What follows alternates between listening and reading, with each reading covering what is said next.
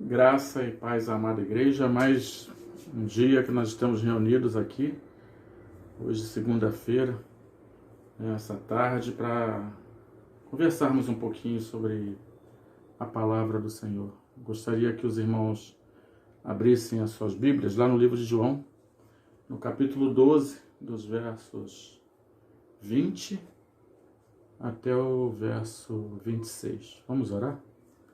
Senhor Deus e amado Pai, eu te agradeço pelo dom da vida que o Senhor nos dá. Agora nós vamos ler a Tua palavra e vamos refletir um pouco naquilo que o Senhor viveu e escreveu e vivenciou e nos deu exemplo. Nos ajuda, Senhor, a entender a Tua palavra e aplicar aos nossos corações. Abençoa a Tua amada igreja. Eu te agradeço em nome de Jesus. Amém. Hoje é o dia do amigo, da amiga também. Então os irmãos aí sintam-se amigos. Jesus é o melhor amigo, mais chegado do que um irmão, né? Jesus é o nosso grande amigo que nos entende e que nos ensina. O amigo verdadeiro é aquele que fala a verdade pra gente. E Jesus é a verdade, né? É o caminho e a verdade é a vida. João 12, versículos 20 a 26 diz assim, irmãos. Ora, havia alguns gregos entre os que tinham subido a adorar no dia da festa. Estes, pois, dirigiram-se a Filipe, que era de Betsaida, da Galileia, e rogaram-lhe dizendo, Senhor, queríamos ver a Jesus. Filipe foi dizê-lo a André, e então André e Filipe o disseram a Jesus. E Jesus lhes respondeu dizendo, é chegada a hora em que o Filho do Homem há de ser glorificado. Na verdade vos digo que se o grão de trigo caindo na terra não morrer, fica ele só, mas se morrer, dá muito fruto. Quem ama a sua vida, perdê-la-á. E quem neste mundo odeia a sua vida, guardá-la-á para a vida eterna. Se alguém me serve, siga-me, e onde eu estiver, ali também estará o meu servo. E se alguém me servir, meu Pai o honrará. Glória a Deus pela leitura da sua palavra. Irmãos, eu costumo dizer, às vezes, quando eu estou pregando aí na igreja, que eu não fico muito nervoso para falar da palavra de Deus, não. Mas eu fico ansioso para falar da palavra de Deus no sentido bom da ansiedade, no querer falar da palavra de Deus. Algumas pessoas ficam nervosas, né? Algumas pessoas, elas, de repente, têm que se preparar muito. Tem alguns que falam que sente frio na barriga. Então, graças a Deus que eu não fico com frio na barriga.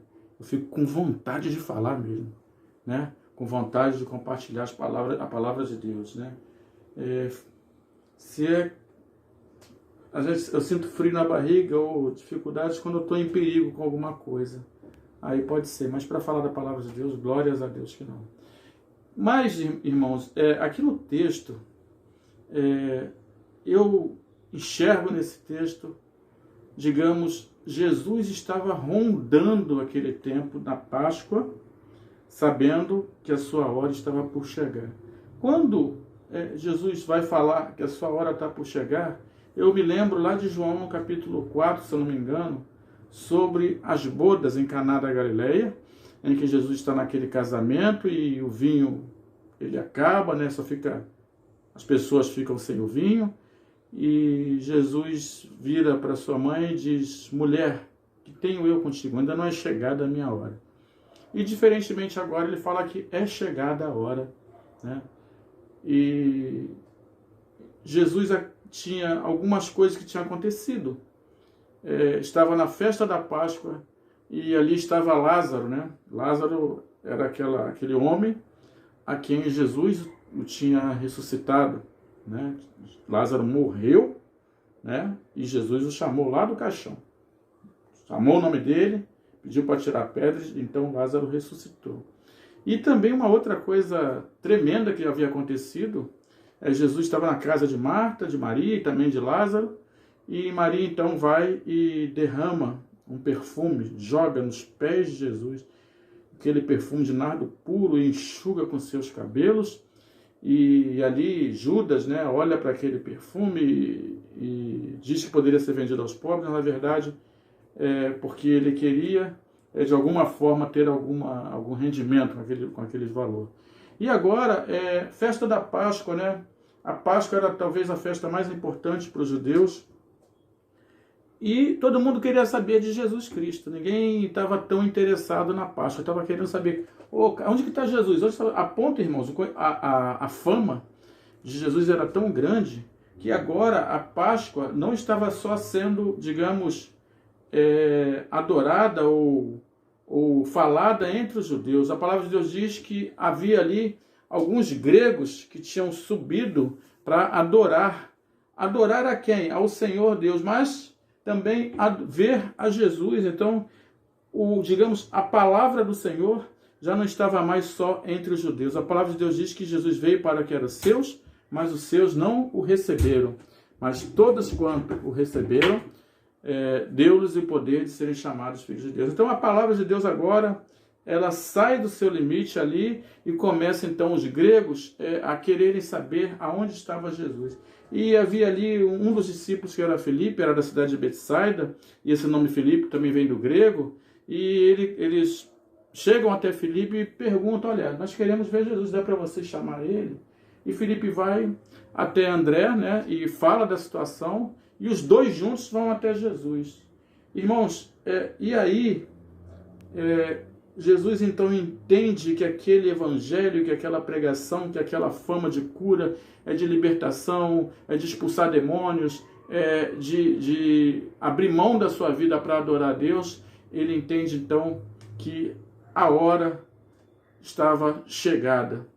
E ele fala um dos versículos que talvez um dos mais profundos, irmãos, de maior conhecimento da sua missão aqui. Ele diz assim, irmãos, e o versículo que serviu para ele, hoje serve para a gente. Ele diz assim, olha, na verdade vos digo, que se o grão de trigo caindo na terra, se esse grão não morrer, ele vai ficar só. Mas se ele morrer, ele vai dar muito fruto. Jesus é o pão da vida. E ele continua e diz assim, olha, quem ama a sua vida vai perder. E quem nesse mundo odiar a sua vida, ou seja, odiar os prazeres desse mundo, ou seja, odiar os prazeres carnais, ou seja, ter a sua vida voltada para as coisas deste mundo, quem odiar esta vida vai guardar, então, esta nova vida para a vida eterna. Se alguém me serve, siga-me, aí onde estiver, ali também estará o meu servo. E se alguém me servir, meu Pai o honrará. Irmãos, a ansiedade da nossa vida tem que ser de servir ao Senhor. A vontade da nossa vida tem que ser para servir ao Senhor. Nós estamos vivendo um tempo difícil, mas está escrito na palavra de Deus. Então, o meu querer, a minha vontade, o meu viver tem que ser para Cristo. Esse tempo, não há tempo melhor, irmãos, para a gente se agarrar às coisas de Deus, para a gente colocar o grão de trigo que somos nós, para não cair neste mundo e ficar só, mas para morrer para esse mundo e dar fruto. Porque Deus quer usar a sua vida, quer usar a minha vida para darmos frutos. Eu vim para que tenhas vida e vida com abundância. Jesus fala que Ele é a videira verdadeira e o Pai é o agricultor. Quem está nele dá muito fruto. E então, Jesus, nesta hora, fala essa palavra. O grão de trigo que veio do céu.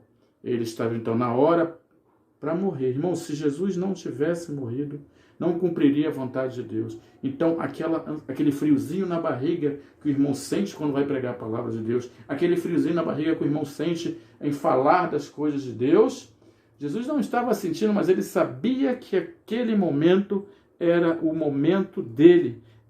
Tinha chegado a hora, era aquilo que estava profetizado, era daquilo que nós falamos hoje.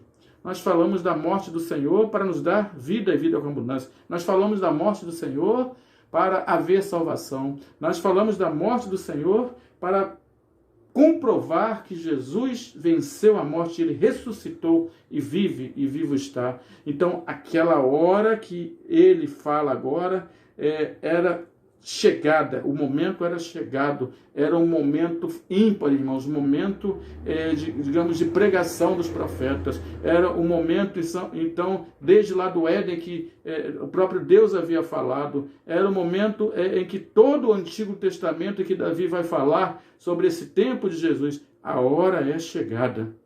Nós estamos vivendo tempos que a hora está chegando. Que hora é essa, irmão Kleber?